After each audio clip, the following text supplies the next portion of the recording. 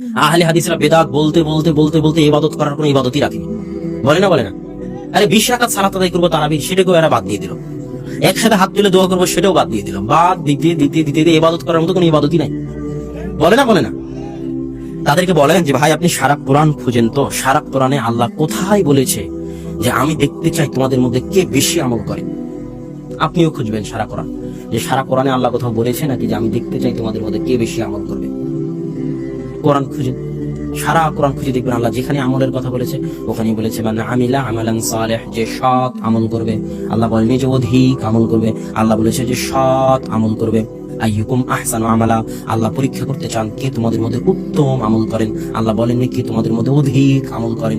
সারা কোরআন খুঁজেন। আমার চ্যালেঞ্জ, আপনি আমার কথা কেন বিশ্বাস করবেন? কোরআন খুঁজে দেখেন। আল্লাহ সব জায়গায় যেখানে আমলের কথা বলেছেন ওখানে কি আমলের কথা বলেছেন? সৎ আমল। কি আমলের কথা বলেছেন? উত্তম আমল। সৎ আর উত্তম। তুমি যে 1000 রাকাত সালাত আদায় করো বেটা, আর এই 1000 রাকাত সালাত যদি উত্তম না হয়, যদি সৎ না হয়, তো 1000 রাকাত সালাত জান্নাতে নিয়ে যাও, দূরের কথা জাহান্নামে নিয়ে যাবে। আর যদি একটা সিজদাও সৎ আর উত্তম হয়, তো একটা সিজদায় জান্নাতে নিয়ে যাবে। সৎ উত্তম কেমনে হয়? দুইটা শর্ত থাকলে সৎ উত্তম হয়। এক, ইখলাস থাকতে হবে, আল্লাহর সন্তুষ্টির জন্য হতে হবে। দুই, আল্লাহ রাসূলের সুন্নাত অনুযায়ী হতে হবে। আল্লাহ রাসূলের সুন্নাতের উপর মাতাব্বরি করা যাবে না, বাটপারি করা যাবে না, বেশি ইলমের দাপট দেখানো যাবে না, বেশি যুক্তিতর্ক দেখানো যাবে না। যেভাবে আল্লাহ রাসূল বলেছে পারলে ওভাবে করো, না পারলে বাদ দিয়ে দাও।